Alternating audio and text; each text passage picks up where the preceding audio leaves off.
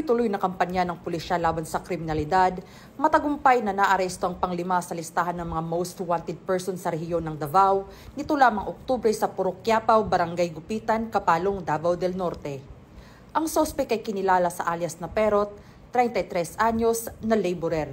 Siya ay naharap sa kasong murder na walang piyansang inirekomenda. Pinamunuan ng manhunt operation ng mga operatiba mula sa Provincial Intelligence Team ng Davao del Norte kasama ang iba pang unit ng lokal na kapulisan. Matapos maaresto, ang sospek ay maayos na naipabati ng kanyang karapatang pantao at dinala sa Kapalong Municipal Police Station para sa kaukulang booking, dokumentasyon at legal na proseso.